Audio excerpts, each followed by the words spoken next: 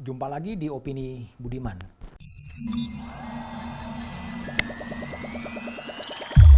Tanggal pemilu belum ditetapkan. KPU masih kebingungan menetapkan kapan pemilu 2024 akan dilaksanakan. Namun sejumlah lembaga survei mulai memasarkan sejumlah calon presiden maupun dalam pasangan calon presiden dan calon wakil presiden.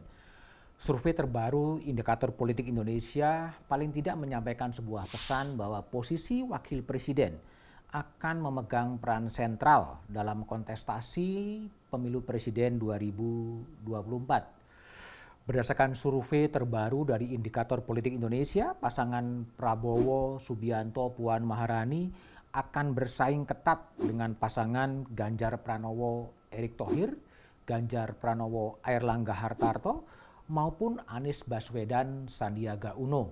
Nama-nama itu yang coba dipasangkan oleh Indikator Politik Indonesia. Bisa saja muncul pasangan-pasangan atau kombinasi pasangan-pasangan lain. Dalam simulasi 3 nama survei Indikator Politik Indonesia yang dirilis awal Desember menyampaikan data-data sebagai berikut.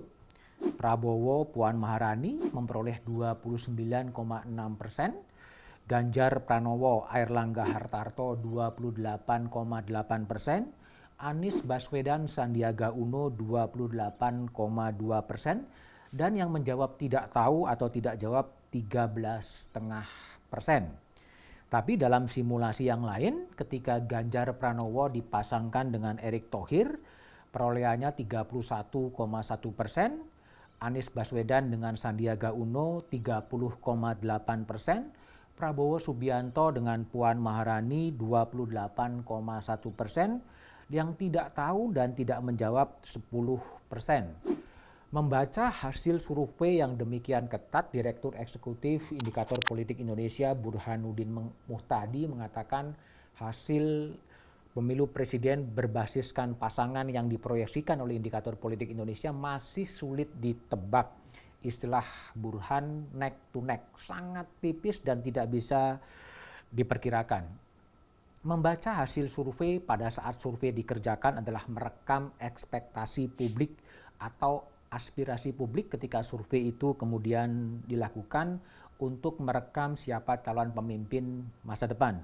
Jika survei itu dilakukan secara longitudinal, secara periodik, maka akan kelihatan sebuah tren yang menunjukkan elektabilitas calon.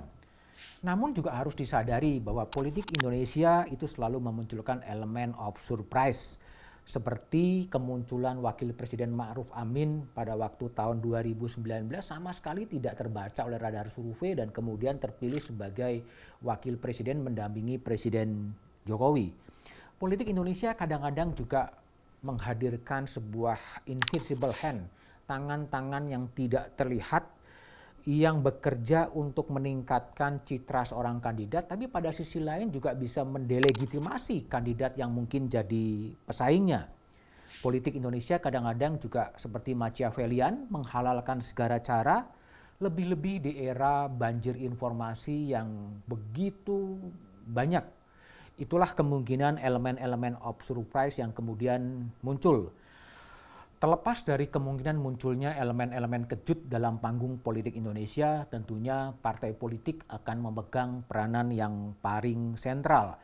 Dari nama pasangan-pasangan yang disebutkan oleh Indikator Politik Indonesia, ada nama Prabowo Subianto. Ia adalah figur sentral di Partai Gerindra dan Ketua Umum Partai Gerindra, dan Gerindra juga sudah mencalonkan nama Prabowo Subianto sebagai calon presiden 2024.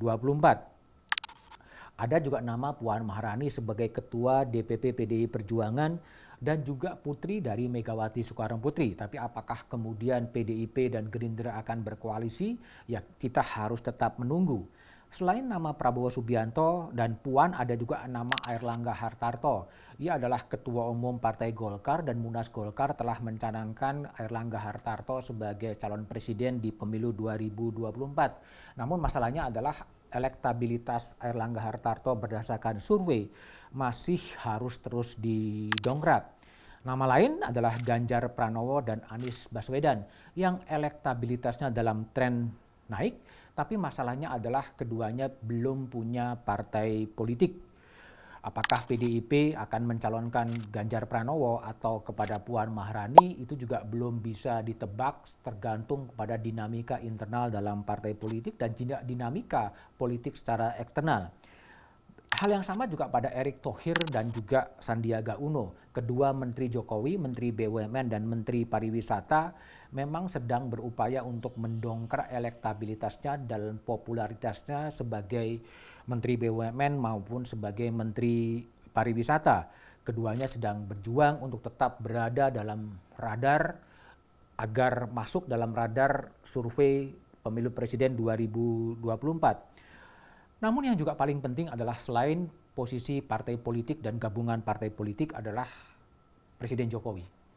Kemana arah politik dari Presiden Jokowi setelah Presiden Jokowi mengakhiri masa jabatannya 20 Oktober 2024 akan ikut menentukan peta politik.